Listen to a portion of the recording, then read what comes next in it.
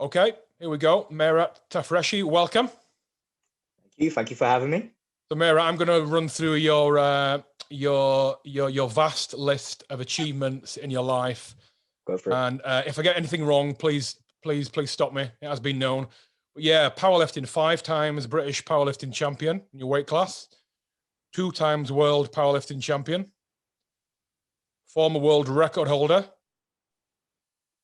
British record holder. British record holder as well. You are BSc Nutrition and Sports Sciences qualified and a postgrad in applied sports nutrition.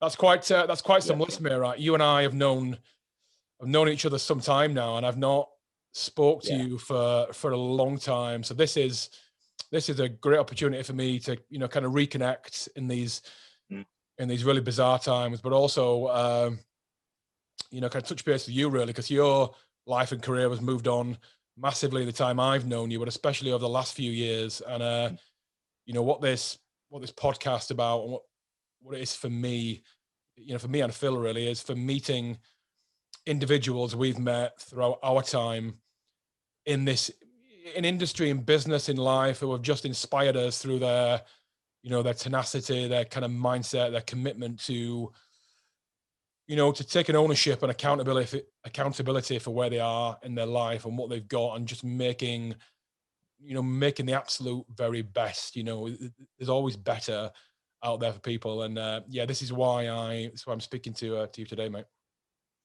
Like I said, it's an honor to be here, and I'm excited.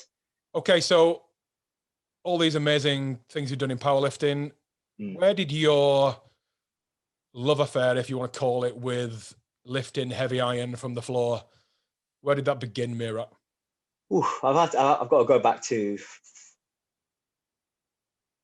pretty much when I was 16, 15. So you're aware of this, but maybe the people listening aren't. I had an eating disorder when I was 15 years old, 14, 15. It was quite severe.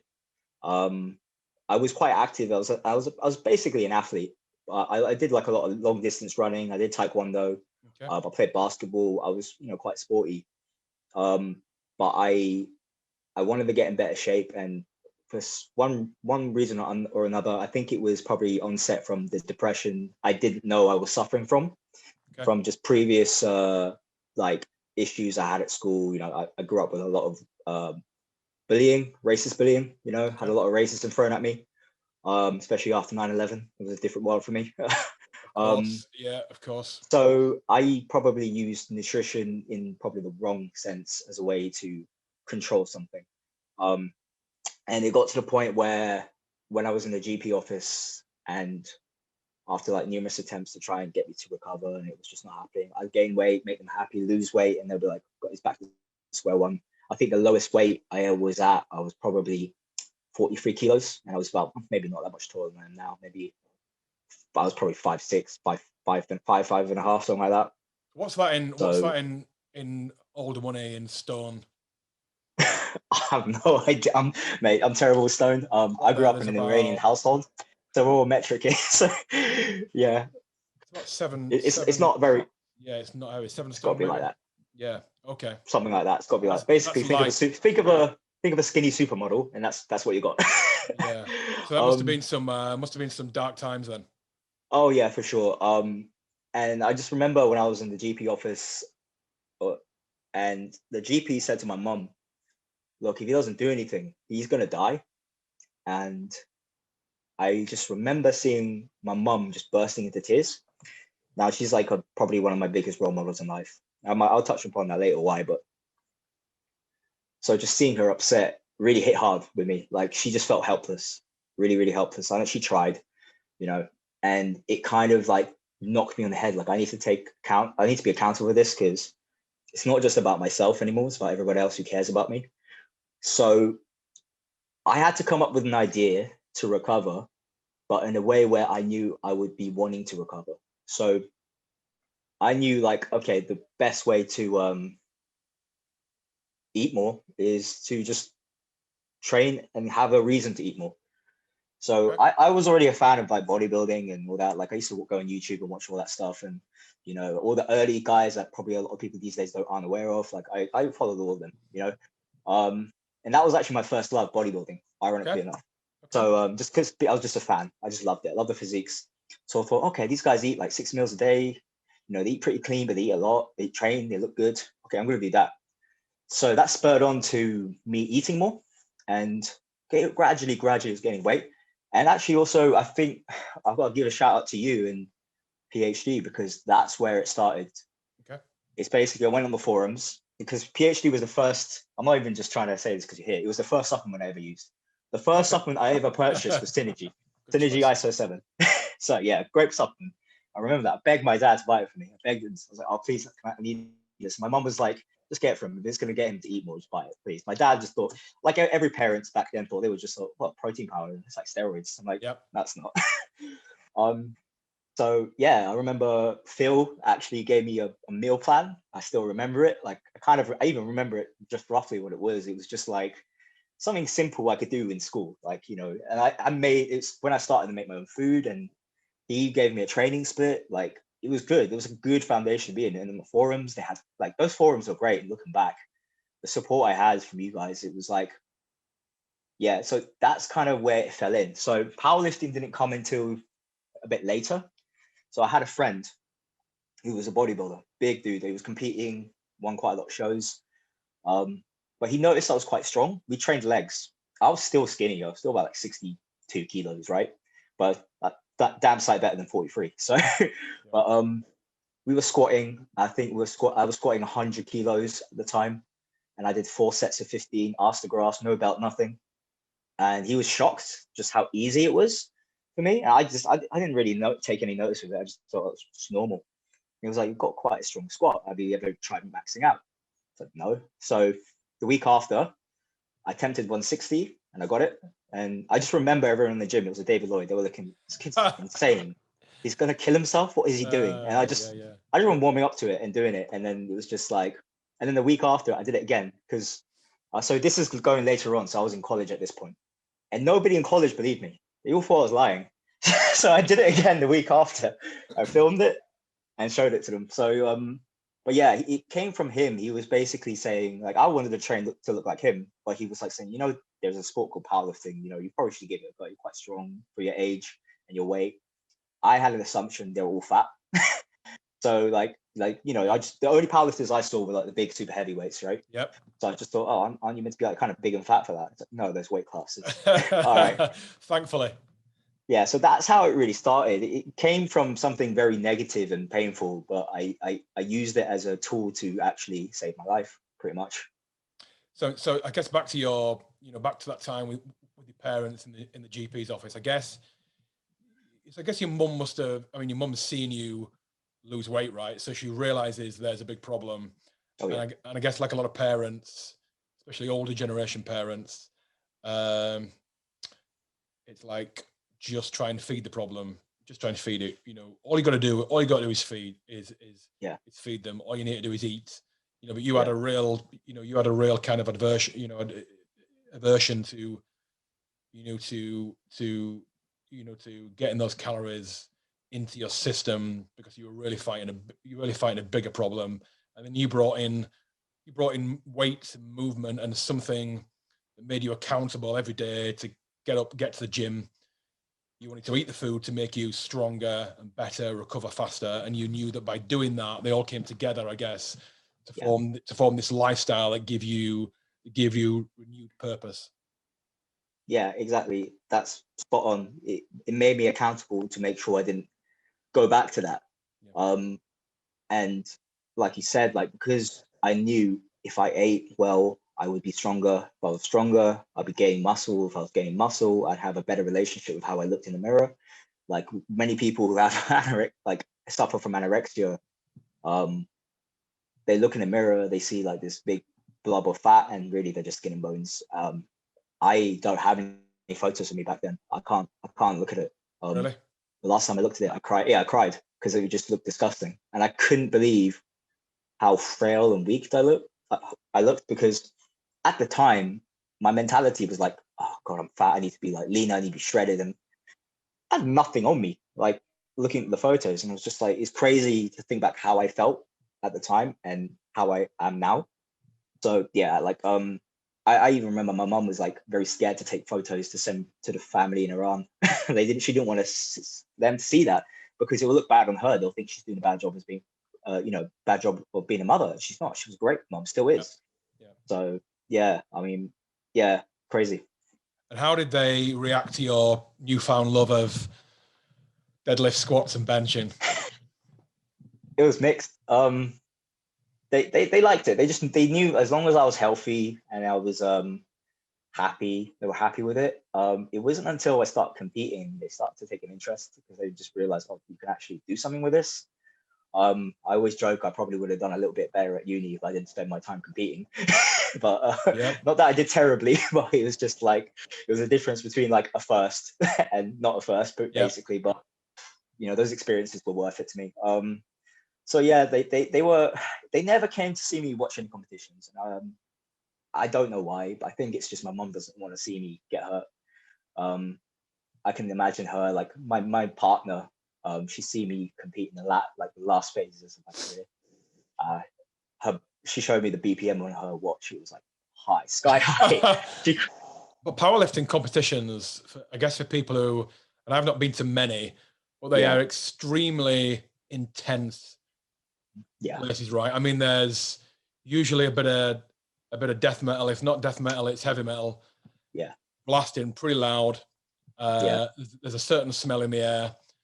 There's a lot of even though there's male and female competitions, there's a lot of testosterone around, big guys, and it's pretty intimidating place, right? It's a very niche kind of almost a subculture, right? Yeah, it is, especially back then. So when I started, it was 2010.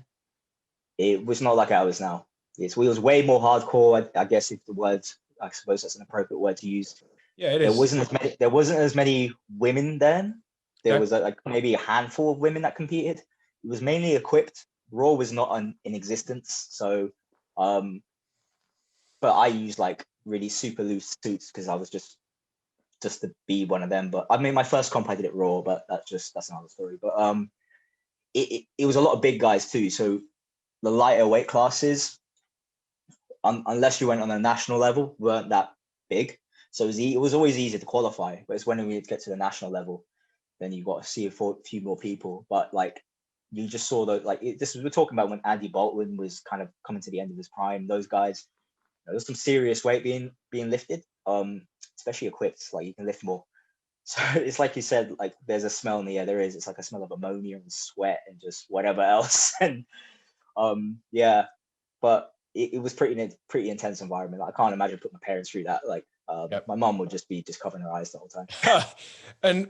and mentally, how did you cope with, because you get stronger, you're getting bigger, you're eating more. Mentally, in those early days, I guess, of being on your recovery, how did you cope mentally with gaining weight? Because clearly part of your illness was listen, you already think you're overweight when you're not, but you can't tell yourself different because there's a mental issue there that you need to get past in some ways. How did you cope with gaining that weight, realizing the time you're getting better and stronger and need to do it to get better, but I guess there's a part of you that's holding you back from doing so? So I still struggled. Like, in some ways, it was a double-edged sword competing in a sport, because it allowed me to kind of feel a bit more relaxed about consuming more calories. The problem was when I was looking at weight classes and I kept thinking I need to be within a certain weight class. So because of that, I stayed in the 67 class for a bit too long. Okay. Yeah, I remember it got to the point where I was naturally 67 anyway. I wasn't tracking any food. I wasn't eating, like, doing what I do now. I don't track macros. I wasn't tracking calories back then. I was just always below 67. I think the heaviest I ever weighed in for a competition was 65. Okay. So it was until I think so the second year of my competitive career. So this was the second Worlds I went to. So the first Worlds I won. The second Worlds, this is when it became a problem, because I was looking at weight classes and I was looking at records. Okay. I looked at the 60 kilo weight class. Okay. And I thought, right, well, a lot of guys cut weight, so maybe I should cut weight and see where I'm at, if I can nab a world record. And I was on course for doing it. At the time, I think I was holding 62 without doing any walk cuts or anything like that. And it was good place to be. I was strong. I think I squatted 220 for free in a suit, half suit or something like that. It was like, I was feeling seriously strong. And the problem lied where I just ended up losing weight, but in a sense, like I was losing body fat, and it was the wrong way to go. So by the time I weighed in, and I remember Phil actually saw me at the weigh-in, and he was really shocked, because he said, "What the fuck's happened to you?" Like, my face was like gaunt, and I'll be honest with you, I slipped back into my old bad habits in terms of the disorder. Yeah. Okay. So that. I mean, firstly, that's not what you want to hear before a comp. So cheers for that, Phil. Nicely. Yeah, I know. Nice I just remember when he said that, I was just like, great. Cheers, mate. That's obviously, cutting weight. So cutting weight is tough, regardless whether you're doing bodybuilding, boxing, or powerlifting. But when you've had an issue that you had, and I guess that starts the mindset off of it feels good to cut weight, right? So it's easy. And then, did you get close to slipping back into old habits? I guess is what I'm trying to say. I did actually. So I wasn't eating a lot. I was living, and then it was kind of like, it was like definitely my fault. Like, I'm accountable for what happened. Then it's like, what I should have done is got someone to help me. I didn't know how to cut weight. That was the issue.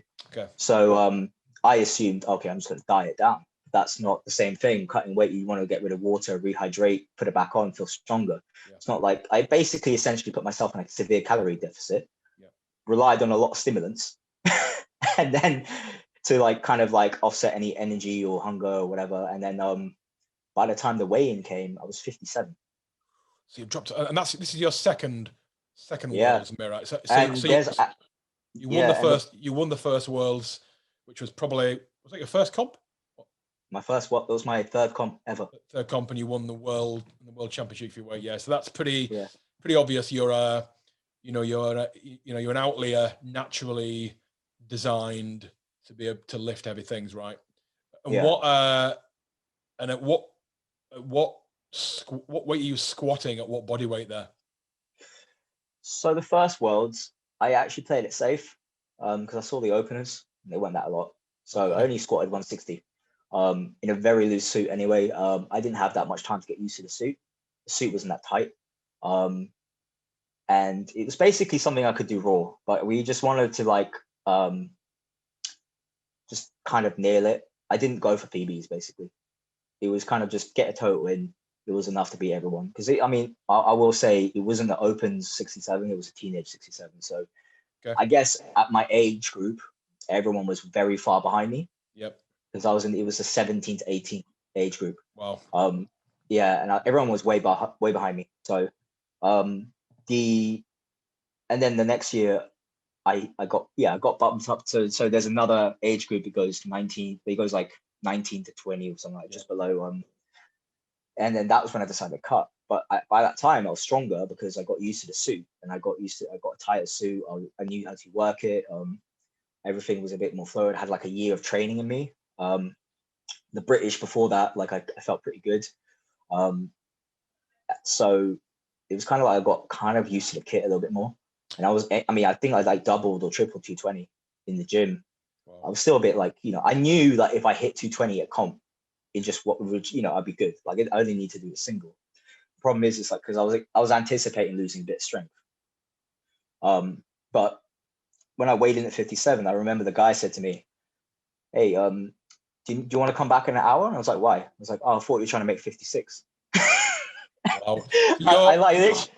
So you're 57 kilo and you're squatting 220? Well, I didn't then. So this is the next part of the point. So I was 62 when I squatted 220. So that was like 2 kilos off the 60 kilo class that I was trying to get to.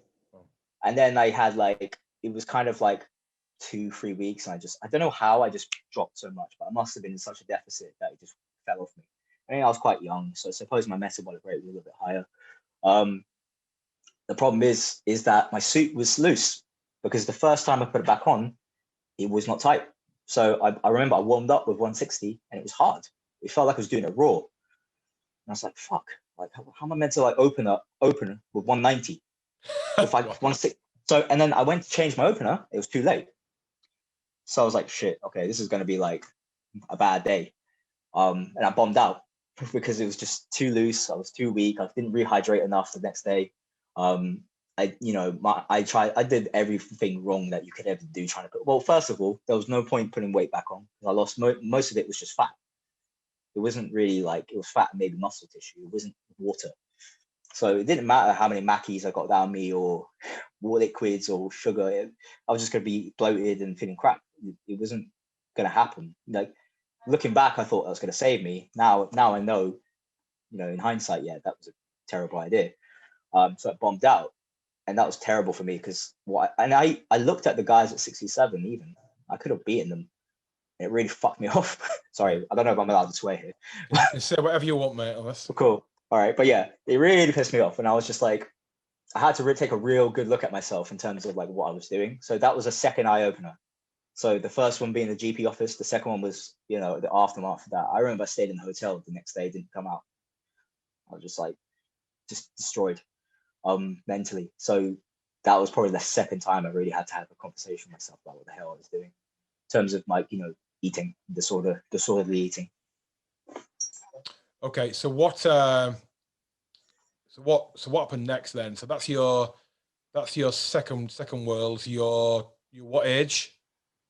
I think I just turned 19. Just turned 19. So what's next then? Yeah. You're still a young guy. You're a few years only really into getting a handle on this, on your eating disorder. Yeah. So it didn't fully come around. It basically another year I spent at 67s, cut into 67 because I actually started putting some size on. I was walking around 70 kilos, and really a lot of chunk of my I look back, and you can say this with hindsight, but things happen, you can't change it. I would have accelerated a lot more in terms of what I was lifting, and I probably would have been a better competitor and better lifter and lifted more in total had I not always tried to restrict my weight. But at the time, I was just thinking being competitive. Yeah. But now I see younger lifters do the same. I'm like, don't worry about your weight. Like, unless you're going for a world record and you're in there and you're not that far off making the weight, don't bother. Like, get to where you need to be without eating like an asshole. And then like when you get into the juniors or even senior level, then you can think about it. But so I had a few more comps at 67. I went up to 75. And that's when things started to happen. So that was about 2013. So 2012 was the last year, like 60. Yeah. So 2012, I went to 75 and I came second in the 2012 Worlds, but it was the men's open. So in my opinion, I actually really like that second place more than any first place I ever won. I can see why. Yeah, because it was second to talented, serious guys. It was in Vegas. I just turned 21. Wow. Which was kind of ideal. Absolutely. Although most of it I spent like, and this isn't, most of it I spent like, to be honest with you, just making sure my weight was in check because I was a bit over 75 when I left. So, I didn't realize how hot it was out there. So I actually ended up being well under. I was seriously dehydrated and I didn't realize. I wasn't like trying to like, I wasn't cutting calories. I just didn't realize like how dehydrated I actually was. It was the first time I've experienced like dry heat like that. But yeah, afterwards I did enjoy myself, I would say. But like, I came second to a seriously good Russian lifter. He was far ahead of me. There was no way I was touching him. It was just crazy. He was just like untouchable. But I beat a few guys who were pretty good, and one of the guys was like someone I looked up to. And I think he was a bit unfortunate. He just had a bit of a rough time himself. I think he got one squat in and bombed out on the bench, and then it was one of those ones where I didn't know where I was at until the end of it because it was such a crazy day. And the day before, I actually bombed out on the juniors. So, but I knew because I weighed in quite light, but this time it wasn't because I wasn't eating enough. It was just because I didn't realize I was dehydrated. and I don't at the time anyway, my appetite was naturally low. So unless I've got a meal plan given to me and someone says you have to eat X, Y, and Z, I don't feel compelled to eat. Okay. I'm still like that actually, but so I weighed in at 71, not trying to. I was working with somebody, but I think he didn't really give me any advice on when I was out there. Okay. It was more of advice during the training phase. So Yeah. I kind of went in without a plan. I think I was just eating I was just eating those PhD brownies. So you remember those yeah, I do. the 50-gram ones?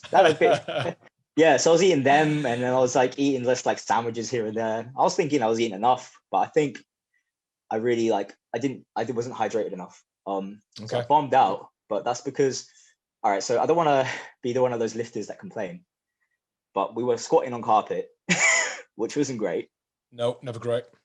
And my warm-ups were great. There was something about the way I was when I was under the bar. It just wasn't a weight that should have been easy, wasn't. And then it could have been a little bit of nerves, could have been everything. I don't know. In the end of the day, I didn't get it right on the day. I was lucky enough as soon as I bombed out, they were having weigh-ins for the next day for men's open. So I said, can I enter for the next day? Because I was not coming back without something. I just refused to. I was like, I put too much work into this. I'm not coming back without anything. My dad helped me pay for the flight. It's like, it's not fair with my parents. Like, they helped me a little bit to get there. It's like, I didn't want to come back with nothing. So I weighed myself again. I actually was 74. So the eating did some good. And yeah, just next day came in, just open safe, then try to hit some PBs. I can't even remember what I lifted. It's probably somewhere online. I don't know. But yeah, I came second. So it was all right. It was good because it also helped towards the team medal tally. So because of that, like Team GB, I think we came second behind America, who obviously had a big team out there because it was an American country. So that was good because of that. It helped, and it was good that it was whatever I did helped for the greater cause, so to speak. So because they only counted open medals, they didn't count any junior medals or anything or teenage medals, so that was cool. But again, it's like competing abroad is tough. There's so many things. Like, it was the first time I've been abroad where it's been a far away place, and there's so many things to factor in. Yeah, I learned a lot from that experience, and it's allowed me to help people because from that experience, I've had a couple of people who've like competed abroad when I used to coach powerlifting, and help them.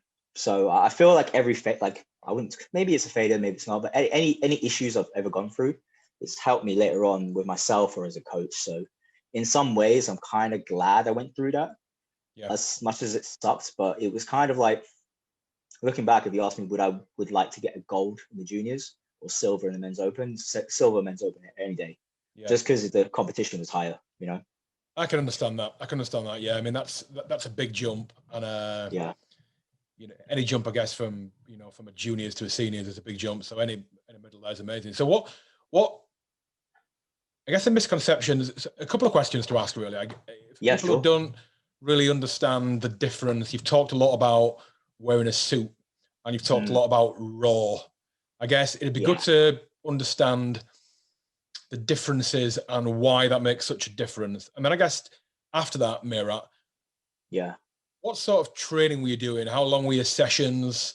Because a lot of people will recognize squat, deadlift, and bench, but a powerlifting squat, deadlift, and bench is as far away as the squat. You see somebody walk into a local gym, get under the bar, do a bit of squatting, and then go and take a selfie.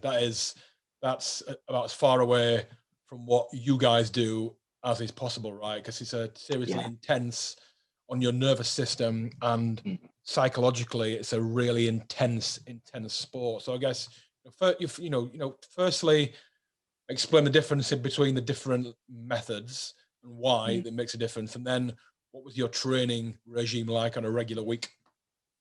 All right, so equipped, which is basically okay. So it really annoys me when people trash equipped lifting, because although I did most of my career, so we'll get onto it later, was raw. And the biggest lifts I ever did were raw, and that was where most people know me from now.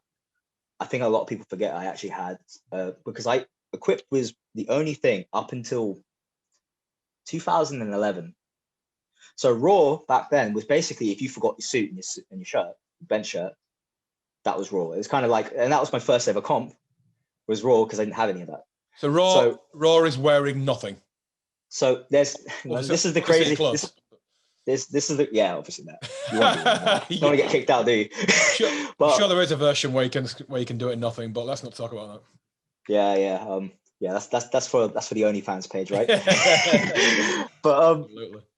So raw is actually dissected into two groups now, which is even more confusing. It's a bit like bodybuilding. There's so many different categories. Like, you can just take the pick. So equipped lifting, it has got two categories too. Back then, it was just equipped and that was it. So it was multiply, single ply, basically how strong the kit was by the ply of material. When you're wearing a suit, it allows you to squat more because it gives you a little bit more support. So it's basically just it gives you so much support from the hips, right? And generally you would squat wider just because you don't have to rely on anything apart from just getting the hips nice and supported, sit back into it. The weight you'd be lifting would be heavy enough to kind of push you down. So imagine wearing that's a good thing. Imagine wearing like one of those like surf suits or swing suits that are like super like tight. Yep. And you trying to squat in that, or wearing a tight pair of jeans and trying to squat in that, and you literally can't go to parallel. It's like that, except the weight you would have on you would probably get you down there. Now, the problem is it's not as easy as popping it on and putting a heavy weight in your back and being able to squat it. You got to know how to feel, your central nervous system has to get accustomed to that extra weight. So although your joints are nicely protected, in some ways it's more dangerous because you've got to actually lift more.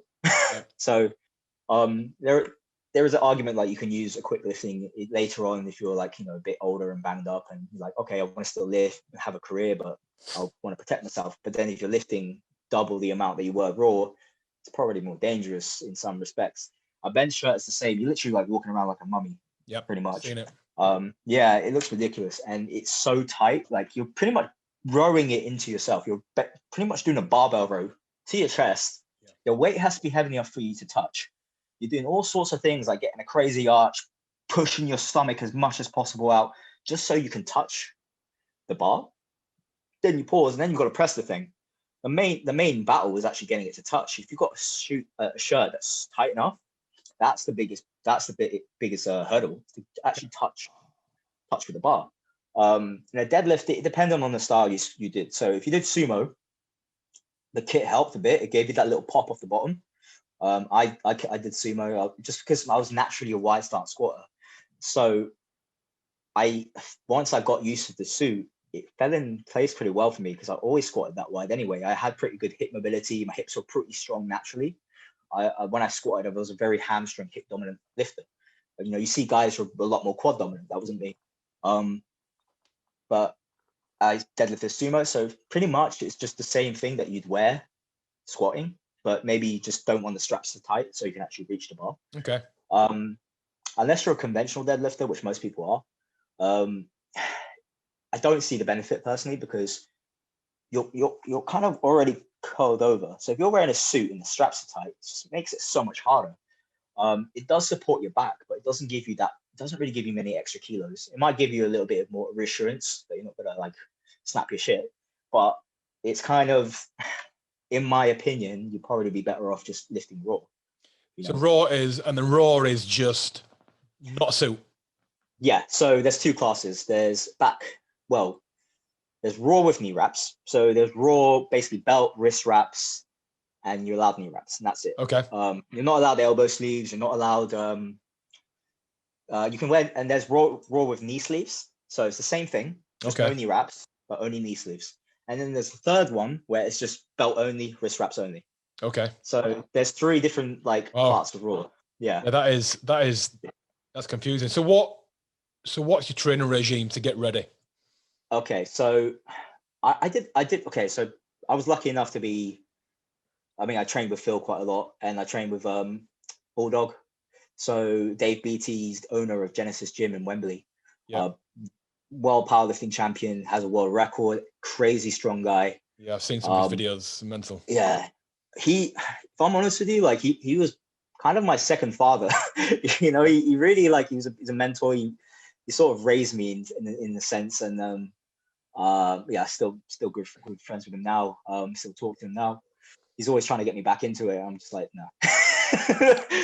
But I guess it's interesting, yeah, Mira, in that just on this point, sorry to interrupt, go for it. about, you know, where we are now with, you know, gyms and people's opinions on gyms, and, you know, gyms being open and gyms not being open during the lockdown, and what gyms mean to people. And I think you can come to your own conclusion, and we've all got to do our own thing. We've all got to be in this together and work together, you know, to protect everyone. But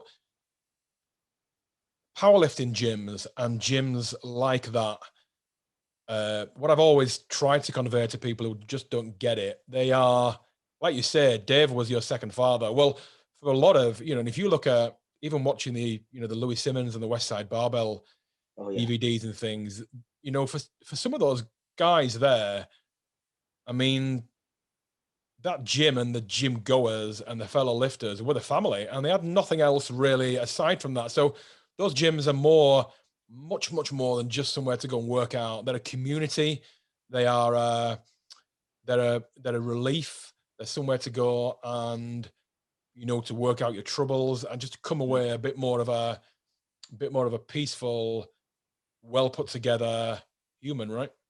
Yeah, I mean, before I get into the training regime, but that's a good point. The thing is that what a lot of people may not know is that I was still I was still suffering a lot mentally throughout that time. I can categorically say, with just being honest, if it wasn't for Dave, it wasn't for the family I had in Genesis, if it wasn't for powerlifting, I would not be here alive. Like, categorically, I did some stupid shit later on. I'll touch on that later. Okay. And if it wasn't for the fact that I always had that gym to go back to, no matter how bad things went, I probably, would have just kind of let up in terms of all the demons in my head. That place was like a sanctuary for me. Yeah. I was a very shy, introverted kid anyway to begin with. I think everyone used to think I was always pissed off, but it was actually just because I was very quiet. So, no, I can see that. I can see yeah. that. Yeah, I can see your explanation there. Yeah, and you know, and you've seen it probably yourself. Like when you've been around me, 1 minute I could be super chatty, and in 1 minute I'm just like away with the fairies. And I don't, you know, it's just how I was. Like, I get like anxiety and things like that. So being in a place where like there was some really strong personalities, like I used to joke that we were basically the London version of West Side, but maybe a little bit nicer. You know. Yeah. But like we were just like everyone, like it was the first time I got into like a place where like people were having banter. I didn't know what the fuck banter was. I was like, fuck. Okay. I thought they were being like offensive to me. I didn't understand it because I was like, I've always been like, I never really had friends, even through uni. All I cared about was studying, training. And I had my brother was away at that point. He was studying somewhere else. I had a twin brother, so people don't know. So I never really felt the need to make friends. I just thought, okay, I've got him. So, but which kind of wasn't a great idea later on when I had to learn to be social. But that gym helped me learn to be social. It helped me learn to be like right now, I wouldn't be talking like this in such an upbeat manner if it wasn't for that place. I wouldn't be where I was now as a PT or as a coach if it wasn't for that gym. There's so many things I can attribute back to that gym. So the person I am is greatly dictated by my experiences in that gym, the people I was around. You know, helped me develop myself as a man. Actually, you know, I went from a boy to a man pretty fucking quickly. You know, I had to. You know, I'm training with all these big ass guys. I'm like skinny as hell, and I'm like, oh my god, Dave he was no joke when you train with him. So many sessions I've come back feeling like I'm gonna throw up, but that built some character, you know. But like going back to the training regime, which is probably nicely follows onto that sentence. We trained mainly. Okay, so it was really simple. I think people would be very surprised how simple the training system we ran with. It was literally 3 days. It was pretty much push pull legs, or it was basic. Okay, so we would do bench press on a Monday, bench accessories, squat on Wednesday, squat accessories, and sometimes we would do deadlift on a Friday, and we would do a bit of back and shoulders as well. Later on, we changed it, so we ended up doing squat on Monday because it worked out better, and then bench Wednesday, and then deadlift on Friday. because it just worked out better. But what was the difference is what we did on those days. We had like waves, right? And it wasn't like written down or anything. We just knew where we were at, you know, kind of knew what we did last week. We had logbooks, we wrote down, pretty old school, nothing fancy. It was kind of progressive, just progressively getting heavier and more repetitions. We start with a bit more volume to begin with. If we're like, you know, if we're like on the off season, we do a lot of volume work, a lot of rep work. You know, 10 reps. Sometimes we do like a set of 12 as a Widowmaker. It was kind of, it's more volume than people do now, that's for sure, in sets. And that was just to build up just sort of a base. And when we were 10 weeks out of a comp, then we started to peak. We didn't really use, at the beginning, we didn't really use a lot of bands and chains. We used a lot of straight weights. Sometimes we do reverse bands to just kind of have it as a tester, but very rarely. We use bands mainly for speed work. So we ended up going with I think where we had more success is we followed Brandon Lilly's cube method, but not to the T. We just kind of like, oh, this is a nice template, let's just make our own. And that's basically based off Westside a little bit. The thing about every training method, it's based on something and just people make it their own. I've always been pretty open-minded with training.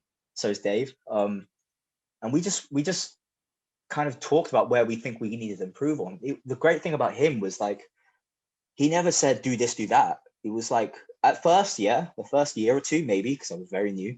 So it was just wise to listen to him and just do what he said. Yep. But when I started to come to my own, where it would be, so this is when I started to try and go up to 82 class. And I thought, fuck it, I'm just going to put some weight on. I'm sick of this being this little guy.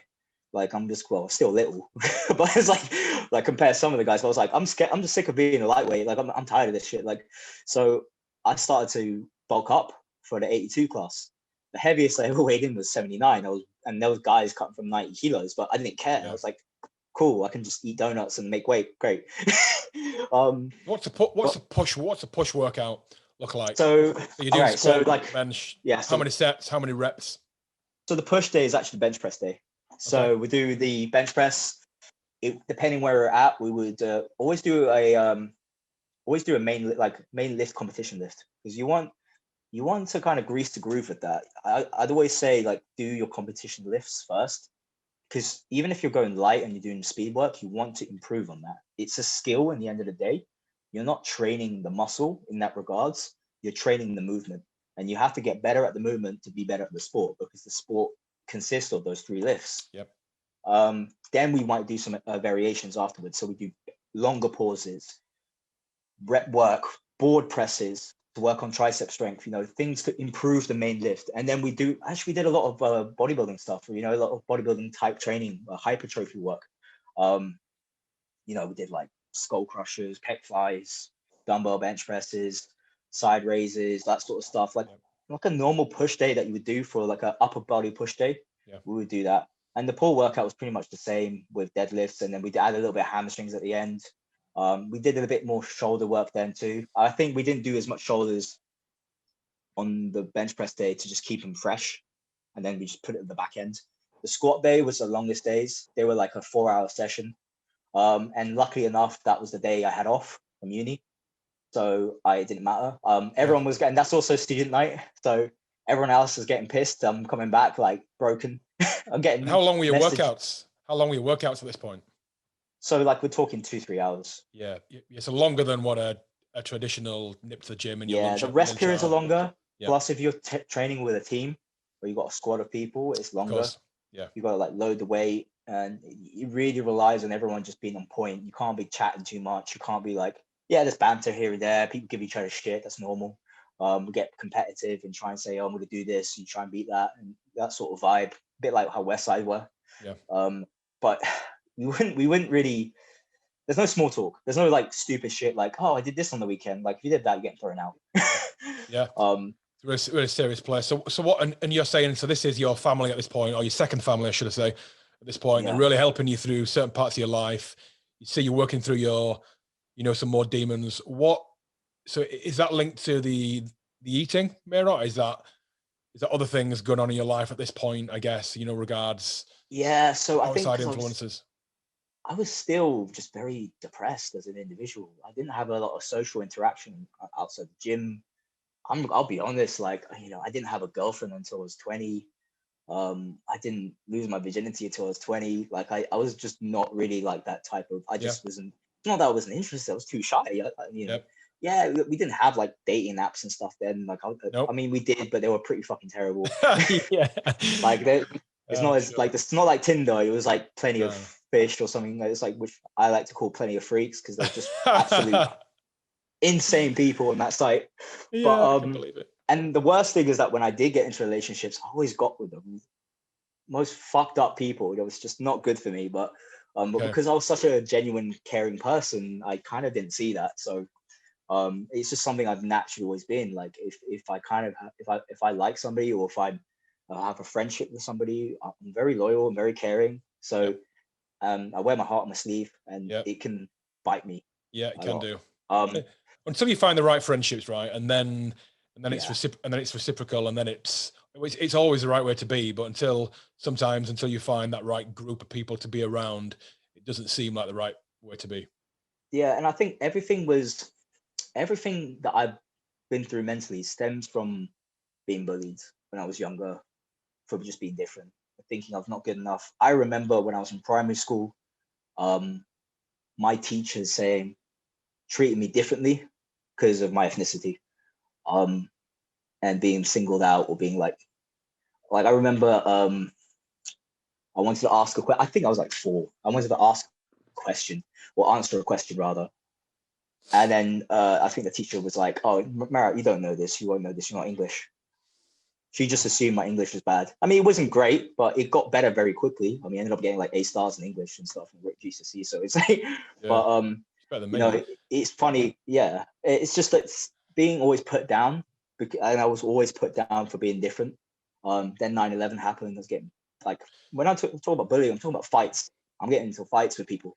That's why I started getting into martial arts. I did taekwondo. I did a bit of MMA and jiu-jitsu before Yeah, powerlifting, I can because remember I you just talking needed about to that. get. Yeah, and it was mainly just because I wanted to defend myself at first, because I'm getting in fights every day. I need to stop getting my ass kicked. My brother, I used to always have to like stick up for him. People would try to pick on him. I was having fights in the cafeteria and stuff like that. On the way home, I come home, I've got like bruises. My mom's like, "What the fuck happened?" I'm like, "I fell." you know. So that's a constant barrage of anxiety, right? So every day Yeah. you're in that fight or flight mode Oh yeah. which is a terrible place for children, right? Because Yeah.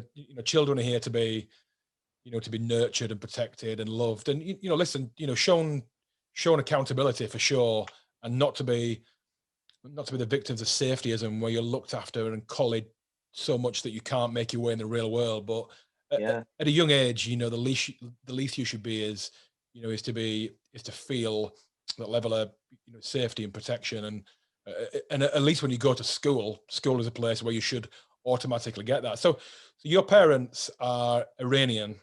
Yes. Yes. So you're obviously first generation. So were you born in England, Mirror? No, I was born in Tehran, but I came to England when I was a 1-year-old baby. And they Um, and they came for I guess a number of reasons, but I guess the country would have been at that point, and maybe still would have been at that point in a bit of turmoil, right? So I assume they came, like a lot of immigrants, they came to give their family and themselves a chance for yeah. like a life of liberty and potential and opportunity. Yeah. So it's interesting, actually. They had a good life in Iran, Okay. from what they told me. My mother was a very accomplished teacher. She won like Teacher of the Year awards in Tehran. She had a degree in art. My dad was actually, so the whole reason we came to the UK was because it was a better life for me and my brother, without a doubt, more opportunities. So they risked the comfort they had for that. My dad came over first because he was doing his PhD in Oxford. Okay. He did his PhD in history in Oxford. Me and my mother and my brother came a year after and we lived with them. So the first year I lived in Oxford, and this was when Oxford was very, very quiet. It wasn't busy like then. It was very quiet. Everybody knew who me and my brother were because we were like the only twins basically in the area. So my mum was like saying they always like want to like pinch your cheeks and stuff because we're literally like a unicorn, you know. Okay. So it was well, I can't remember much obviously, but for what they said, it was a nice life. It was quite quiet. It was a lovely place, right? Not like how Oxford is now. It's a bit busy and packed. But so then we moved to London because my mother. So this is why she's like superwoman to me. She came to the country. They didn't accept any of her degrees or educations or whatever from Iran. So she had to start from scratch. She went to college, did an did some sort of art thing in college. Then did a bachelor's. So I did a foundation, did a bachelor's, then did a master's in fine art, whilst raising twin boys, which is not easy. My dad was working all the time. He got his PhD by then, and he was just working nonstop. So, but my mom didn't want to give me up too much to like sometimes we'd have like people caring for me, but not always because we couldn't really afford it. So she brought me with her sometimes to the uni if I wasn't at school. Okay. And I'd sit there bored as hell, like in this empty, like sort of like calf area. And like I used to spend most of my time crawling underneath the vending machines looking for spare pound coins because I was like bored out of my head. I'm like, oh, at least can I get like a Coke or something, you know? And the only time I'd see her is when she had a lunch break. She'd come back and then she'd have to go away again for a few hours to do more work. And I'm just sitting there bored, like had a Game Boy, and it was just like boring time. But she never wanted to make me feel like she wasn't there. So she was always there for me, you know? Yeah, and then she ended up going into childcare, got some degrees into that. Now she works in a nursery, and now she's actually a foster parent. So wow, she's a full-time foster parent now. So is my dad. My dad's still doing his thing with research and history, and he does some stuff for politics as well. Like, you know, not a politician, but you know, just reports on politics. His main thing is like Anglo-Iranian relationships and things like that. Okay. Yeah. Okay. Obviously there, you know, there's a certain mindset there with your parents. How much of that do you think, well, clearly a lot of it's rubbed off on you because you know, you're driven to do, you know, despite, I guess the darkness that, you know, and you talk about the depression that was there intermittently and, you know, stemming from your early years. How much of their mindset do you think you've taken on, inherited, and I guess how much then have you gained from your environment? You know, your environment as a young age was poor. You know, despite having the love of your parents, you know that environment sounds bloody challenging, and then your environment's moved to, you know, one of powerlifting and training and community and, you know, sort of being accepted in this group of egalitarian, if you like, you know, level playing field lifters. How much of your mindset have you taken, I guess, from your parents and your youth into your success in lifting and sport and in life, probably, Merat? Everything, I say. Like, I mean, don't get me wrong, I love my dad, and yeah, he's definitely his work ethic is crazy. He's second to none. You know, he would take me to the National Archives with him. He'd be working endlessly, going through research papers and things like that. And anytime something new came out, that was related to whatever he was studying or researching, he'd go straight away. He went one day, it must have been like Christmas Eve. Oh. He went on there, he didn't care, it was empty. He's got a good work ethic. My mom as well, but I'd say most of it, I got it from my mom because she's always instilled hard work in me. I never, look, I'll say this, like, I don't want to say I was genetically gifted for anything. Maybe I was, maybe I wasn't, but I always put it to hard work. In school, I was not the brightest guy. I had to work 3 times as hard as everyone else to get good grades. But because I understood that, I was willing to do it. I remember year 10, I was predicted D's pretty much everything. And then by the time I did my GCSEs, I was getting A's and B's. So did your parents or your mother, did your mother tell you that because you weren't born here, because you come early, and because you're different, whether you feel different or not, did she tell you you've got to work twice as hard as everyone else? Yeah, 100%. She always said to me, like, because she's faced it herself, she faced loads of prejudice. Just, she wore a headscarf, in a time when nobody was wearing a headscarf. Now, obviously, there's a lot more diversity, but in a time when you wouldn't see that. And my dad used to tell her, I remember this, like, hey, you don't have to wear it. I know you not, if you don't feel comfortable, you don't feel safe, don't wear it. And she was like, no, this is who I am. I'm not going to take it off. So I really respected her about that. But she was very, how do I say it? She was very open-minded as well. Like, she never pushed religion onto me. She always made me learn about other religions. I could have easily said, hey, I'm Muslim. I don't want to go to this Christian harvest festival thing and sing prayers and hymns and all that about Jesus. And she was like, no, you're going. So what do you mean? It's like, you got to learn about other religions. Like, she was a very open-minded individual, right? Yeah, very, yeah. She didn't care about race, creed, or anything like that. As most Iranian parents are very traditional. She's spiritual, but she does it for herself. And she always told me, because of who you are, where you're from, you will have to work harder.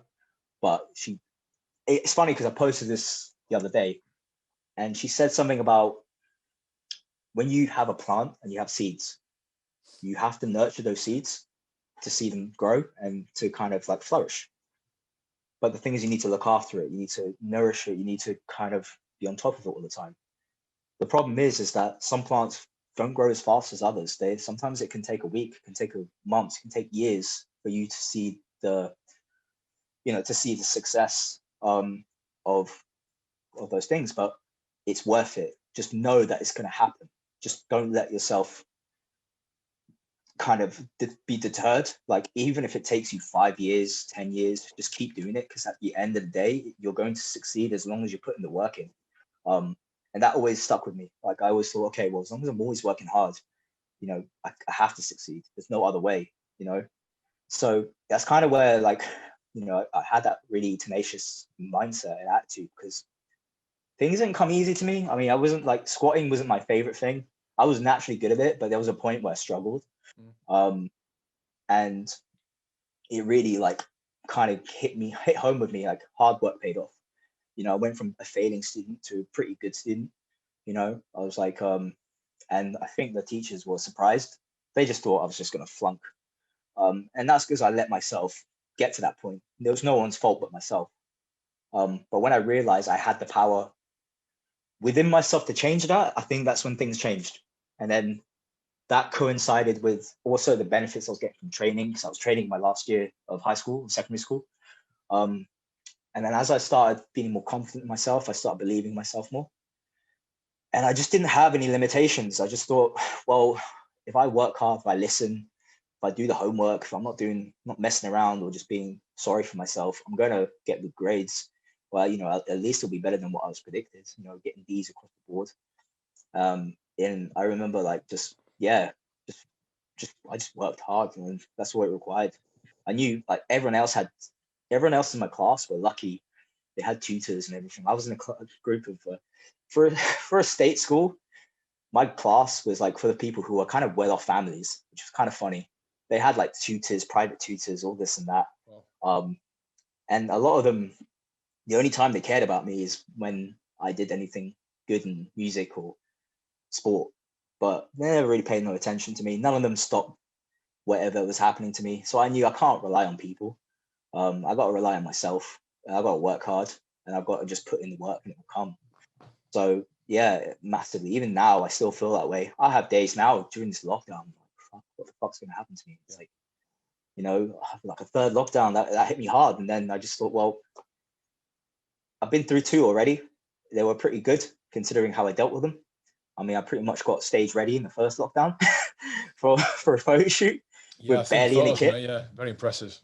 Barely in a kit, just doing the same stuff I gave my clients, really, in terms of diet and steps. And it was like, I've always had that mentality. I'm just like, okay, well, I can only work with the hand I'm given, but I just got to make it a really good hand and just play it the best I can, It's really interesting, that mindset, I guess you call it traditional,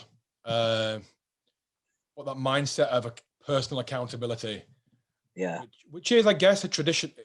You know, if you call it traditional mindset, it may be something that came naturally to your parents. Certainly, moving from a different country to a new country, you know, from the east to the west, and having that personal accountability that they've, you know, bestowed on you.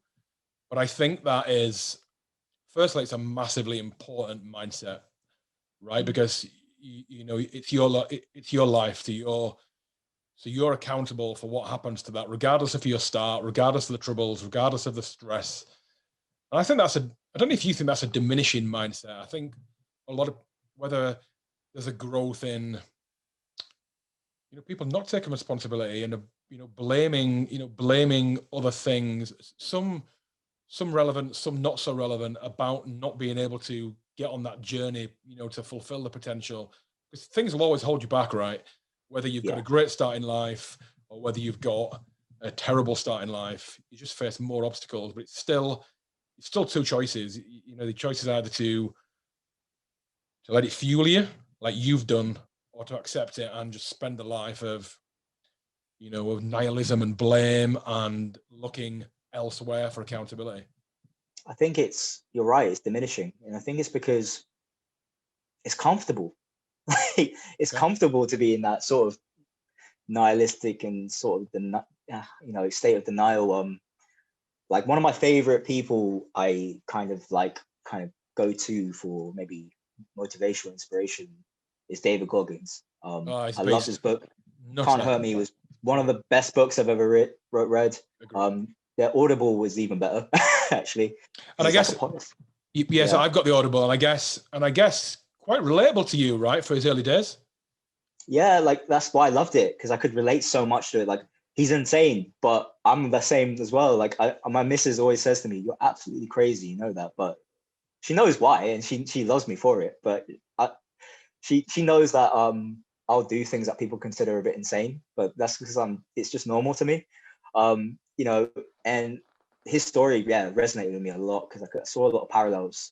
Not obviously it's not exactly the same, but there was a lot of parallels. You know, that I saw. The problem is that a lot of people are they're just so used to being comfortable, and I get it. All right, you're safe, nothing can happen. You know, it's better to just be safe and maybe kind of like moan than kind of get stung a bit trying to do better. The problem is, if you don't get stung and know how it feels like, you're never going to improve. You've got to have a bit of failure. You've got to have setbacks to understand what it takes to go beyond. And those things you learn those from those moments. I've bombed out more than I'd like in a competition. I don't want to bomb out. It's fucking embarrassing. It's bad. You know, my second ever Worlds, I went to Latvia, and I'm bombed out, and I'm just like, I felt like a piece of crap. I just felt like I let everyone down. I was crying my eyes out. You know, I didn't leave the hotel room, but I learned so much from that experience. There's been times in just life in general, like bad relationships, cheated on, or things like that, where I just grew from it, and I learned about myself and my self-worth, just because, you know, I always find the positives and the negatives and from pain, because through pain, pain is the greatest teacher sometimes, I think. When you go through those moments, I'm not saying you have to always go through that. No, obviously not. But if you just sit back and just, once you get over that, maybe, you know, initial kind of shock that you get from those moments, and just recollect how you feel, how you should feel, what happened, just kind of analyze it, you can learn a lot from it. And I'll be honest with you, right? It takes me a day to get over things sometimes. So the third lockdown, the recent one that we're in, I mean, it started earlier for us in London because we're in tier 4. So that's when I consider we started lockdown. It's basically lockdown anyway. Lockdown's just tier 4+1, really, isn't it? But I was in a bad way mentally the first day that happened, because I was like, shit, not again. Like, I just got through 2. I really toughed it out, and I grew from it. It made me a better coach, made me a better person, made me a better partner. So in some ways, I'm kind of grateful, as much as I didn't like the gyms being shut. But the third time around, it took me a day to really get to grips with it. I was in a bad place. I remember I was like, I actually said, I don't think I can cope with another one mentally. I think this is going to destroy me. But then the next day, I kind of just, you know, slept it off. woke up, I just sat down, just kind of thought about it. You know, it takes me a day sometimes to get back into that headspace I need. And it's great. It can, for everyone, it might take you a week, it might take a month, but use that time to really just kind of think about what you're able to control, and then what you're able to achieve, what you can achieve, because it's better than nothing. And then if you're, I say this to a lot of people now who are saying, oh, I don't want to train, I can't be bothered to do body weight stuff, I can't be bothered to do this and that. I'm like, well, look, you've got your goals are a big picture. You don't think short term. Okay, if you're a powerlifter, for example, because I know a lot of powerlifters are feeling this, can't squat, bench, and deadlift unless you've got a setup at home. But think about what you can do to be a better powerlifter down the road. So the things are you weak at? What accessories do you suck at? Where do your weaknesses lie in those lifts? Find the accessories that are linked to those lifts and do them at home with the kit you've got. Does your mobility suck? You know, work on your mobility. Pick up Limber 11 or do Joe DeFranco's, Limber 11 or the Supple Leopard book. Pick one of them books up and just work on it. Yeah. You know, is your conditioning bad? You know, maybe just get some steps in and and look at your diet and look at your nutrition. There's so many things you can look at that are going to help you be in the best position possible when things do get back to some sort of normality. So there's no excuses really. And it's just, when you look at life like that, not just training, but life, you're going to come out in a better position than you probably would have if you just kind of let the comfort take over. It's going to be uncomfortable to do some of those things because you're going to have to do some different things. You're going to have to change your routine, but you're only going to benefit from that. So I like lockdown is one of those things where it's kind of like the realistic, it's like everyone's demons comes to life all of a sudden in a very harsh way. And it's like you sink or swim. And it's okay to be, there's nothing wrong with not wanting to do anything if you feel comfortable with that and you're happy with that. But there's nothing wrong with that. But don't be moaning about it, because if you're moaning about it, that's on you, you know? And I was telling myself that, yeah, look, I'll be honest, like, you know, mentally, it wasn't easy for me, but I knew if I let myself slip, the consequences would have been far worse. I don't want to get back into that. I've got a partner that loves me. I've got a partner that I need to be there for. I've got a family that I need to be there for. I'm accountable to other people as well, you know, not just myself now, you know. So, you know, I still have to take medication for depression. It is what it is, but that's only going to do so much, you know. It's just there to kind of, it's a bit of a plaster, really. Well, I'm not saying it wouldn't help if I did, you know, I'd be okay without it. It definitely wouldn't be okay without it. But I have to do more on top of that, because life for me is like, it's a daily learning. So the daily learning curve, like I've got to work on things every single day to make sure I'm better and I don't go slip back up. So every single day I'm held accountable to my past. But I'm also grateful because doing that has given me a lot of opportunity. So what sort of things do you need to do on a daily basis, Merat? You know, talk about positive habits and toolboxes and yeah. So it's funny, like my partner's into this a lot. I've learned a lot from her. You know, but I like to go for walks. Like I always find if I go out for a walk, get some fresh air, even if it's just a 10-minute walk, I can kind of think clearly. I try to just put on airplane mode. You know, I'll be honest with you, I'm pretty bad with like social media. I'm on it more than I should be. I'm sure my colleagues can attest to that. I try to just shut off a little bit with that. And you know, I've been getting into meditation a bit more, like guided meditation, okay, just to think.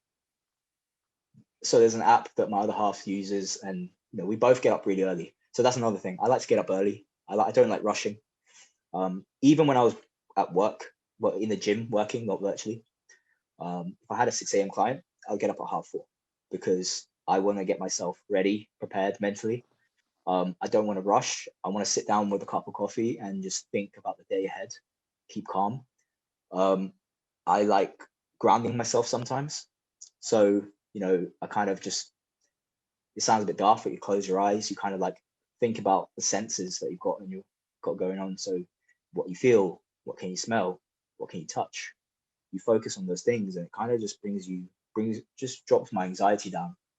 You know, I think some of the hardest things I find is when I've done something good or people are complimenting me or saying, you know, or if like say I've had a promotion or whatever, something good's happened, my anxiety goes through the roof because I have a massive imposter syndrome issue. Okay. Yeah. Which happens anytime something good happens, right?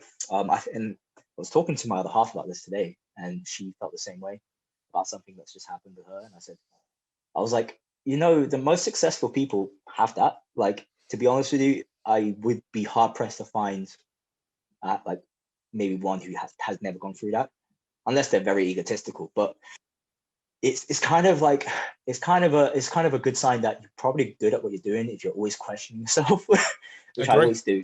Yeah, I agree. Because that makes you want to be better, but it can get out of hand. So you do need to keep need to keep that in check. So yeah, those are the things. Guided meditation, going for walks. Those are the main two things. Anybody, what? Another thing I've done is journaling. Putting my thoughts onto paper. Yeah. I find that very cathartic, and absolutely agree. I can get everything I want out on paper. I am not very good at opening up or talking about things that are in my head because I don't want to burden people, especially if I know they're going through some stuff themselves. So the last thing I want to do is tell people. I probably should, but it's like I feel bad. But when I write it down on paper, it's like almost like I'm talking to the page. I'll write 5 pages worth of stuff. Like I'll let it all out. And it's crazy you look back at it, and maybe some things that you might have thought that are a bit irrational, when you put it on paper, you realize how daft it was. Like, oh, that sounds really stupid. Why am I thinking like that? And you kind of keeps you in check. So that's another thing that I like to do. But those are probably 3 main things I do like doing. Yeah, I think it's massively beneficial journaling. I think it's a big positive to getting things out of your head and onto paper. Yeah. No matter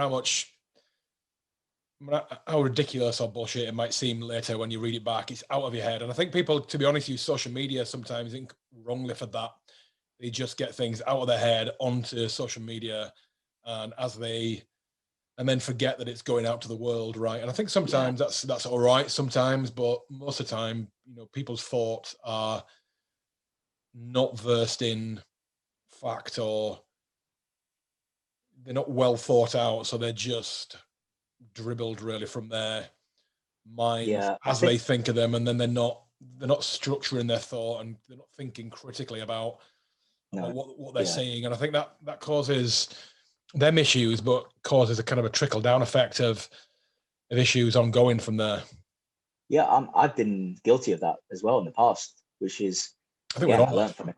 And I've learned from it, and I just thought, like, it shouldn't really be, if I'm going to put something out there, I've got to be rational about what I'm putting out.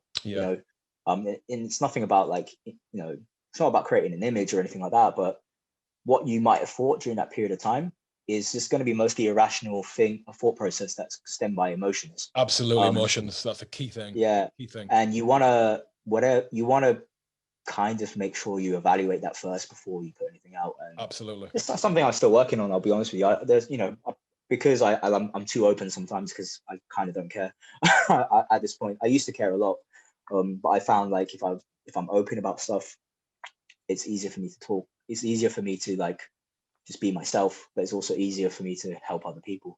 But there's a fine line with that, and I'm still getting to grips with that. So it's like some things I'll have to like not talk about.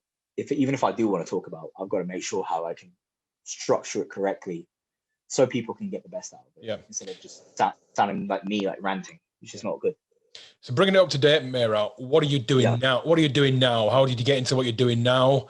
I know you love what you're doing now. It's kind of feels like helping people was, that's kind of what you've gone through your journey for, is to get to a point where you're here, right? And you can pass on everything you've learned in life, training, exercise, health, wellness, performance, to share that. So you're in the best place. So just tell us a little bit about what you're doing now. So I'm a coach. I'm a PT for Ultimate Performance. So it's a well-known personal training brand company. I've been here for about 1.5 years. I was coaching before that. I did powerlifting coaching on the side. I was working at Virgin Active as well and other commercial gyms. When I was doing powerlifting coaching, I was working part-time in retail just to get a steady paycheck. But then doing coaching because it's what I loved. I kind of realized and that's when I met my partner. This was like 4 years ago. And she's the one who pushed me to go further with it, because she saw like I was kind of like, there was so much more potential for me to have. And she saw how passionate I was about like just coaching people, but she never understood why I was doing retail. She thought it was a waste of time for me. I remember that. She's like, when I told her what I did, I didn't mention coaching. I was like, oh yeah, I work in the stock room in H&M. And she was like, what? I think when I tell that to people, they're surprised. They don't realize I've had many years in retail. Not the most fun experiences, but it kind of like, it was one of those things. I learned a lot from it still. But yeah, I then decided to take the plunge to go into it full time. I was a bit late in the PT game, mainly because I never thought it was good enough. I was going through a lot of personal problems before that. My depression really hit me hard 2014. So 2015, 2016 was a very hard year for me. 2017 is when I started to restructure my life back together. And that was when I was like, I met her 2016 in October 2nd. See, I remembered. Hope she hears this. You know, But that's amazing. Wow. I know. Well, I met my wife, 20. So we've been together now. We've been married 8 years. Been together since I was 23. So 22 years. So almost half my life been with Nisha. Yeah, it's crazy. It's crazy. Right? It is. I mean, these 4 years have gone by fast. I'll admit. But yeah, it was mainly it's because it's down to her. She pushed me. She saw what I had in me. She made me realize there was more to me than just stocking shelves and taking shit from customers. So like, you know, and she saw how passionate I was about retail. In the sense, I wasn't passionate about the job, but I was passionate about doing a good job. You know, so I always had this mentality like, if I'm going to be a cleaner, I'll be the best damn cleaner. If I was going to be sweeping the streets, I'm going to be the best street sweeper. You know, it didn't matter what I was doing. I just made sure I did a really good job of it. Even if I hated it, I was like, well, at least if I do a good job of it, I'm going to feel fulfilled at some point. And she was like, why are you putting so much energy into something you don't really like doing? Like, if you put that into something you love, you'll be amazing. So it kind of took a while. And then I took the plunge, went fully, I finished my PT course because I didn't bother finishing it for years. I could have easily done it, but I was just so down in the dumps. You know, I just left it off. It's like, I'll never get a job anywhere at PT. No one would hire me. You know, I've just got retail experience. I just kind of had like a really low opinion of myself. Then I finally finished it, got a job at Virgin, coached people. And I've been coaching people anyway, just without the cert in powerlifting. So I knew how to train people already. It wasn't like something I needed to learn. I knew how to train myself. I think being at Genesis gave me such a good foundation that kind of was I was ahead of people who were even PTing for a good while, you know, just because of what I learned and what I've experienced. The issue with trainers these days, they're book smart, but they don't have the in the trenches experience. You'd be surprised how many trainers don't actually know how to train hard. And I don't understand why, because if you can't train hard yourself, how on God's green earth are you going to train a client hard? How the fuck are you going to make them train to failure if you've never been to failure yourself? What are you doing? Like, it's kind of like, it really annoys me. So, and I see this a lot. Like, we've got recruitment days in UP, and you get these young trainers. They've read Eric Helms, Alan Aragon, all this good stuff, and I'm like, cool, great. You know all the right things to say. You know all the right coaching cues. You make them train. I'm like, what are you doing? Like, I've got clients that train harder than you. Are you serious? Like, and I think that's a forgotten thing. I think people need to have that experience, in the trench experience. They need to know how to push themselves. If you can't experience yourself as a trainer, how to train, all the things, you need to experience it yourself and able to apply it to a client at least once. If I'm going to give an exercise to a client, I have to know how it feels on me first. I'm not going to give something to a client if I have no idea how it feels. But yeah, so I applied for UP because you basically just pushed me to do it. I remember seeing it. A friend of mine was working there. He said they had spaces open. I was like, oh shit, this is like the best. This is like, you know, upper echelon shit. Like, I'm not sure I'm going to get this job. Like, what if I'm not good enough? And I was like, you know what? What's the worst case they'll say? They say no. I'll go back to Virgin. I just continue doing my thing. Worst case scenario, fine. So I get through the first part. Cool. Get to the interview stage. I'm bricking it. I do it, put my best into it. And then, yeah, like 3 months later, I end up being in there as a PT, and it's really surreal. And I love my job. Like the first time, like I'm not shy of early mornings. I used to work early morning shifts and stuff like that all the time in retail, but this is the first time I get up at 4 a.m. with a smile on my face. You know, like it doesn't matter how tired I am. I don't care. I'm doing what I love. I'm grateful for it. Even through the lockdown, I put myself forward to just do whatever I can, even if I didn't care about getting paid for it, as long as it helped the company. It was the first time I had a job where it was about something greater than myself. It was about a company, right? Something bigger than me. I like that because I like being a servant to something that's greater than me. I get a really big fulfillment out of that. Yep, yeah, I get that. So the fact that I can be an asset is really good, and I'm still very hard on myself. And there was a lot of imposter syndrome in that first year I was at with them, because you're surrounded by very smart trainers. Sometimes you don't know where you're at, and it's kind of sink or swim. You go there. Your junior year is the hardest year, but it made me the coach I am. I probably leveled up as a coach threefold in the last year and a half than I have my whole career. Yeah, probably learned in the last year and a half more than I ever have just training myself or just being in the industry, or so it's crazy. And I'm still learning every day. Every day is a school day.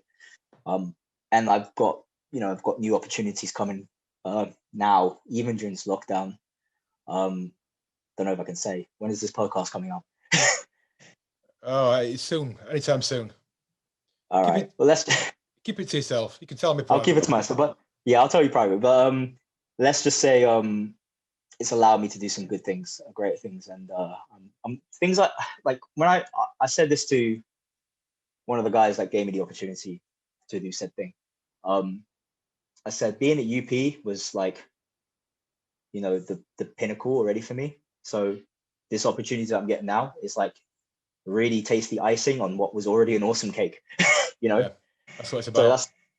So it was kind of like, if you asked me a few years ago, would I be here where I was now, being given the opportunities that I'm being given, I would have laughed at you.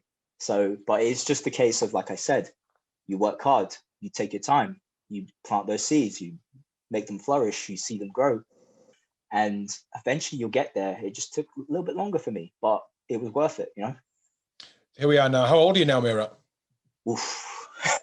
I'm 29, man. It's still a spring chicken. So what? Well, I actually had some hair when you first met me. Yeah, man. Yeah, didn't we all? I'm not sure I did. I found it interesting that the biggest change in my mentality and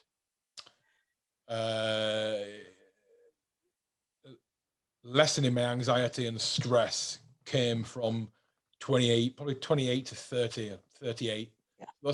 Those 10 years, I found a big emotional kind of growth and emotional balancing and well-being and sense of kind of calm, a little bit calmness, because I was pretty anxious as a younger guy, pretty stressed, the same imposter syndrome, been through, self-doubt, quite a lot of things, I guess, that you've been through. But I think, from where you are now, this next decade, I would say, and everyone's got their own opinion, but from my experience, I think it's the most exciting decade now ahead of you. So I think all the things you've done, and you've left the powerlifting behind, now you're doing your personal training, and you're excelling at that. I think there's, I think the opportunity is coming your way now at a time when you're, starting to mature a bit more, you settled relationship. I think that maturity level goes through the roof in the next kind of 10 years, certainly from personal experience. I guess where do you see yourself in a few years? You're loving your PT, you're not going to go back to powerlifting. No, I mean, here's the thing. I had to let go of powerlifting because it got to the point where it saved me, but then it started to become the fall down. Like it started to break me down. Okay. Just physically as well, mentally too. The stress it gave me trying to compete. I was pretty on and off those. So 2014 was like the highlight. I was like hitting all-time British records, top 20 in the world. Then my depression hit me 2015 and onwards, I kind of slowly declined. The last competition I did, I was my strongest. It just didn't happen on the day. But honestly, the reason it didn't happen, I'm going to hold my hands up here. I didn't want it. I just didn't care. I was ready to be the best I could ever be. On the day, I didn't want to compete. I just didn't give a shit. I just thought, I'm over this. I'm done. It's like kind of the end of my career. I knew it was going to be my last competition going through it. I was just not, and I was about to start UP. I remember I talked to you. It was at the 2018, I think, NEC Body Power. I told you I was about to start with UP. And I just kind of I was ready to leave it. I was happy. I thought, okay, could I have been a better lifter? Yes. Could I have done more? Yes. Especially with, the weight cutting stuff I tried to do early on. It did have an impact later on. I could have progressed faster, but I learned so much too. Like, I went through some rough shit as well. Like, suicide attempts. I went through addiction with painkillers, because I was so fucked mentally and physically. But because I was so stubborn, I didn't care. I had no care for my health. And this is like the latter part of it. I don't want to blame it on the sport or anything, but it's my fault. It's nobody else's fault. You relying on tramadol to like keep you together and keep you together. It's not good. It's the first time I experienced proper addiction. I'm not when it comes to drugs or stimulants, I'm not that addictive really. But then it was the first time I was like using it as a bit of a like kind of just a plaster all the mental stuff going on and the physical stuff I was feeling. It really scared me. It's even now I try not to like touch things like cocodamol or anything like that. I just don't want to slip back into it. And that was for the joint and the pain, I guess. And also because being able to sleep, and also because like I noticed you get they're like opiate based stuff, right? So it makes you feel a bit good, makes you feel calmer. Okay. And then I was like, oh, I feel a little bit looser, I feel a bit like relaxed. I'm gonna keep taking this, which is usually addictive. There was a time. So let's just say like I knew a guy, and then I got some diazepam. I remember I took too much because I tried to overdose, didn't work. Next day, I go into Genesis gym. I'm slurring because it's still in my system. Shit. And I do a squat session with Dave. Wow. But honestly, I actually look back every time I try to do something like that. I ended up going to Genesis and training. The first time I tried to take my own life was in a park bench. I was like knocking down endless amount of pills with some vodka.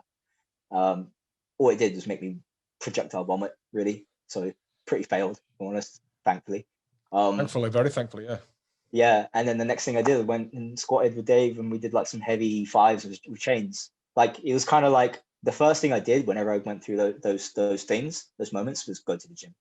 And this going back to what you said earlier, how the gym is much more than just a place to train.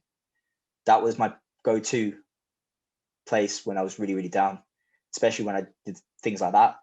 And Dave was aware of it. He knew all this stuff. I tell him, I'd be like, I'm not feeling great. He was like, why? I told him. He was like, why the fuck did you not tell me? I was like, well, I'm telling you now. But it's kind of like I was so stubborn not to tell people because I thought, I've got to man up. I've got to like hold it in. But sometimes it's okay to talk. You want to talk to people that you can care about you and confide in them. Sometimes you just need someone to listen to, and it'll make you feel a lot better than you think. That's not to say put it out all on social media and kind of draw attention to yourself. But if you've got a friend or family, someone who's not maybe, because I think it can be hard to telling your partner as well. Although I was very open with her from the first day I met her, and she was pretty accepting of me then. She didn't run away, so still here. But just telling anyone, it will make you feel better, because more often than not, people are going through some similar stuff, especially these days. So yeah. You're so I can see the similarities now even more with Goggins.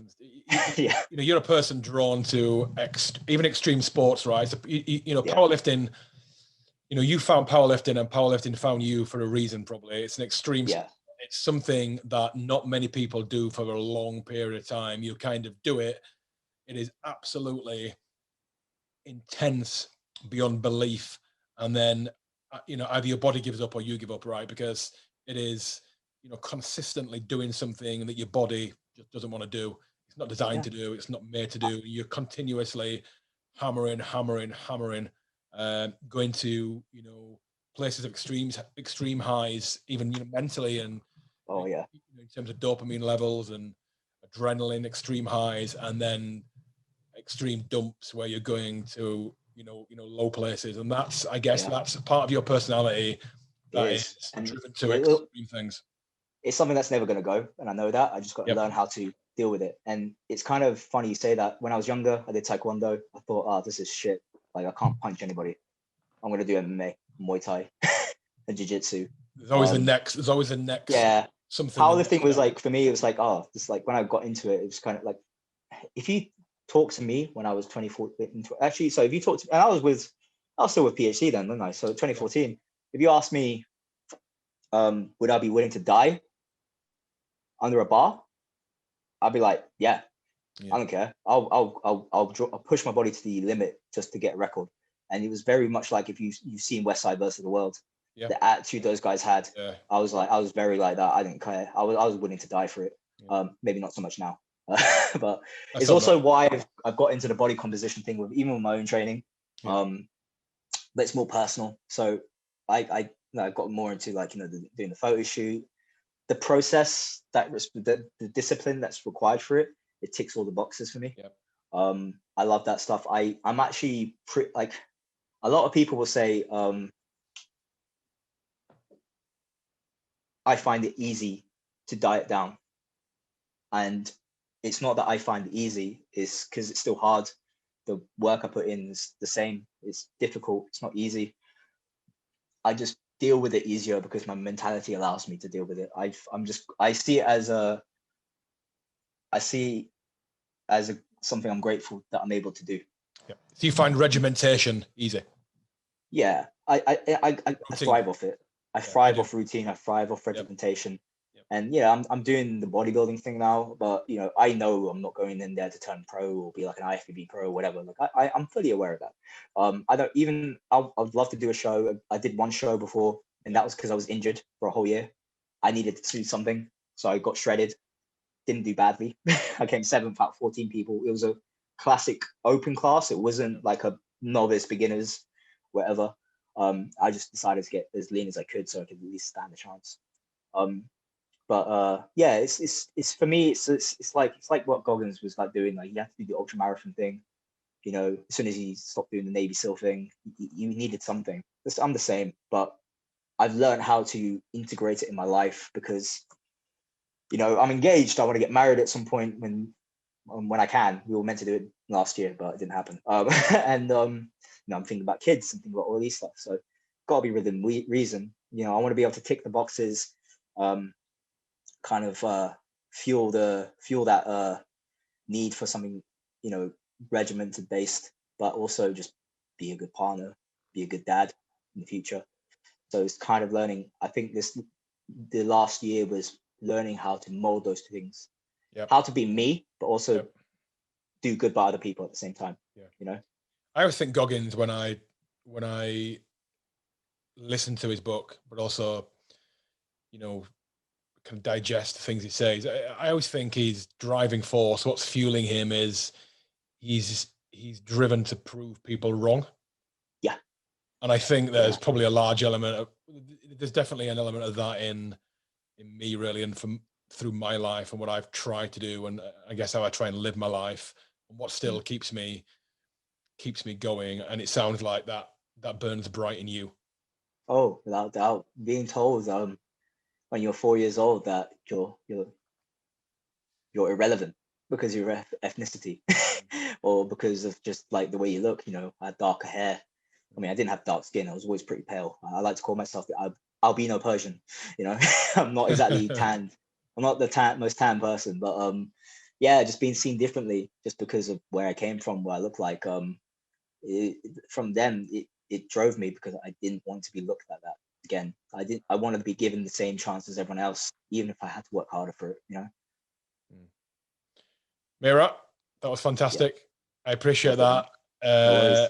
Anything else you want to you want to speak about, or if not, that's us done. I've had a 90 minutes of really interesting conversation there. It's been brilliant to get to know you a bit more. You know, obviously you and I have known each other for a good while now, but not spoke to you for a while. So yeah, that was massively interesting. Sounds like you're in a good place and ready to motor on and make the most of this interesting next decade once we're out of lockdown. Yeah, it's like you said, right? I feel like this is the start of the best years to come. So nothing really to add apart from thank you for having me. It's been good to catch up with you and do this. I'm grateful, and I hope if anybody ever listens to this, well, I'm sure they will. Whoever listens to this, they get something from it and it helps them in I'm some sure way. they will. Cheers. Thank you, Merat. Take care, mate. Thanks, man. Bye-bye. Cheers.